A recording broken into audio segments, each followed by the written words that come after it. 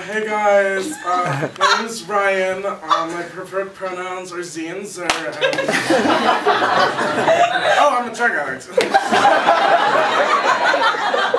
I think that it's a common misconception that doing drugs will make it cool, but I think we've all found that it's not the case. I remember the first time I did drugs. My freshman year of college, and I was eager to make new friends, especially those who'd be accepting and respectful of my androgynous gender identity. I found my niche in a group of wannabe Rastafarian hipster artists. They were amazing. They didn't like big business, but they all had the latest iPhone. They hated people, but they loved to party. And they all were socialists and communists, but had student loans. So, anyway, they told me that I should meet their friend, Molly. Assuming that she was a like-minded spirit. And, well, it turns out that Molly's a white powdery substance being held through the nose or rubbing the gum, so I followed them to a rave in Toronto, and the next thing I knew, I found myself alone, naked, trying to huff the lane lines in a highway in New Jersey. So then, I somehow made my way back to the school, and it turns out my friend, who unquote friends, have left the school to form an art house in Amsterdam, and the Molly I was throwing was like a combination of fun-dip, baby powder, and like crushed white eggshells. Turns out this combination is a highly addictive and very potent hallucinogen. So, from then on, I became known as that weird kid over campus with the white powder rubbed over his face, proclaiming that the Emperor Daridophanes' key to his mystical box was Stephen Sign made of anise. No one wants to be friends with that person. So, I dropped out of school, and I lived in a cave under an overpass downtown. I haunted subways and bus stops and busy streets, proclaiming that my favorite superhero was Buddha because he sits on criminals, and that I needed money for my half-dragon, half-giraffe crossbreed. And finally, one of my old friends, one of the hipsters who got me in this mess in the first place, found me doing the coffee grinder. You know that thing? In the middle of the street. And showed me how drugs had detached myself from myself and society. So, yeah, it brought me here. And so I've made new friends. Long-lasting friends. And, I've been sober for 6 months now, so.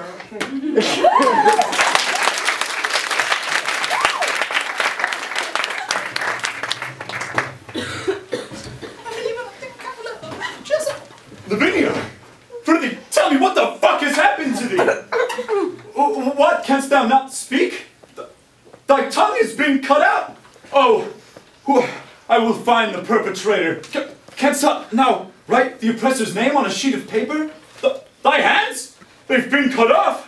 Oh, woe the day. I swear, Levine, that I will find whoever hath done this foul deed to thee and robbed thee of thy virtue, and may they fear the wrath of Titus fall upon their head. Pray, hold thy thought. A text from Aaron. My brother Quintus and my brother Marcus are chained, imprisoned for the murder of the emperor's son Basinius. It's cray, be overseen with deeds, TTYL. How now?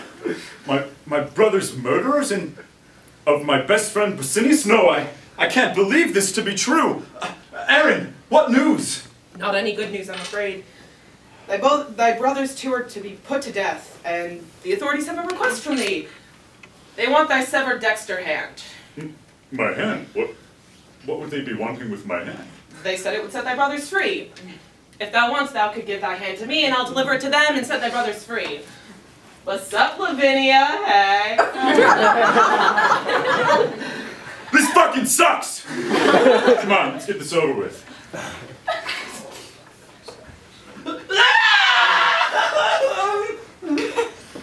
Oh, holy Father, why What have I done to be deserving of such a fate? Text from Aaron.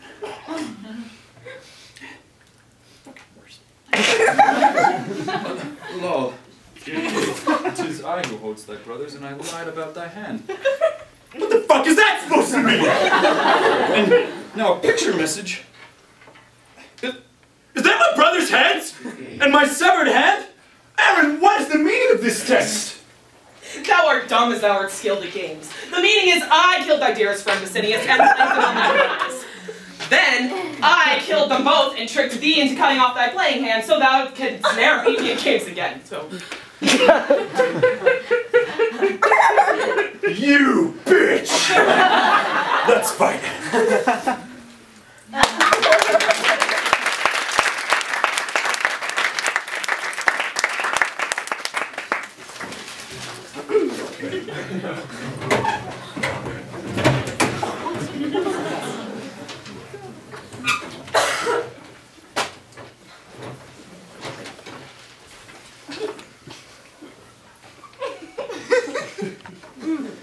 So Betsy, how did that job interview go? Not well. Had a sausage right beforehand. Forgot to take a pill. Needless to say, it was a rather awkward interview. It could be worse. Once I went to McDonald's and there was a fly in my hamburger. I almost died. Oh, God, you can never trust those fast food restaurants. You never know what you're going to become. One time, my uncle was at the airport, got some Burger King for the flight, and was on the plane eating it when he suddenly found that he was a thumb. A thumb! The air marshal detained him and they had to land the plane in Baltimore. Jane! What are you eating? Oh. Jane, that's disgusting. Hey, there is nothing wrong with this. This is how our ancestors Our ancestors also used leeches to cure their illnesses. We know better than that now. I don't trust those pills. This is healthy. It's organic. It's cannibalism! Oh, like you're so righteous. There's human meat in those pills, you know. At least I'm not a hypocrite. It's a combination of human extract and imitation human. There's a difference, and you know it. Exactly. Imitation human. You're all walking around imitation humans. I'm the real deal. Where are you even getting that stuff? The organic co-op. And where do they get it? They don't go out and kill people if that's what you're thinking. For your information, some people donate their bodies to be used for human consumption. That's insane. It's the same as donating your body to science, or organ donation. Besides, where do you think they get that human extract from anyway? Okay, here we go. The government steals blood and semen from the bodies of executed criminals and soldiers killed in battle. Really? Really, Jane? I don't suppose government agencies go around grave robbing cemeteries and nursing homes, collecting toenails and hair? 1984. Julia Apples was barred from retrieving her son Henry Apples' body after he was given the electric chair for first-degree murder. And when she broke through the barricade, she saw her son's body lying on an operating table with tubes in his elbows and testicles, at which point she was detained for 2 days and was never given her son's body. How do you August 1916. Andrew Jensen was killed in the Vietnam War, but his body was not given back to his parents until 3 weeks later, at which point Andrew's parents say his body was bone dry. And I don't bone believe dry. August 23rd, 1993. A budget report from the U.S. Department of Health includes an extra $51.5 million of taxpayers' dollars in special operations, but in all subsequent copies of the same report, that entry is absent. Where are you getting this information? Read it and weep. You carry this around with you at all times? Why? Just a school of filthy blood mouths like you. Blood mouths? You calling us blood mouth? You're eating human meat right now, Hey, and you're calling us. at least the meat wasn't stolen and eaten against his will. He volunteered to be eaten. You know it's a he? Of course, I wouldn't eat anything without knowing where it came from. So, you know who you're eating right now. Yes? Who is it? His name was Walter Johnson. He was an accountant with a wife and 2 kids. He died in a car accident 2 days ago. 2 days ago? I only eat the freshest food. Jane, he had a wife, kids. They just lost their father. They must be devastated. And you're reading. Hey, He volunteered to be food. I'm just carrying out his dying wish. That's weird. Who does that? What? Volunteers to be eaten after the dead. I probably will. What? Why? What do I care if someone eats me? I'll already be dead. That's weird.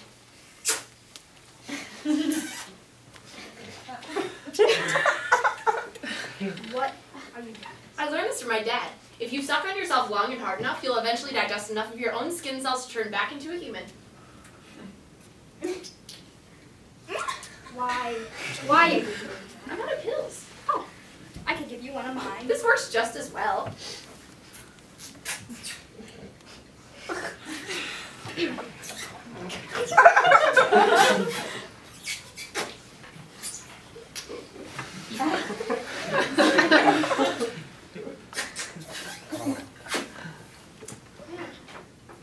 gave yourself a hickey. Whatever, it'll go away.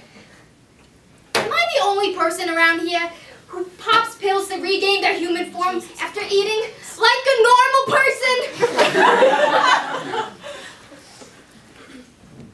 I'm a penis.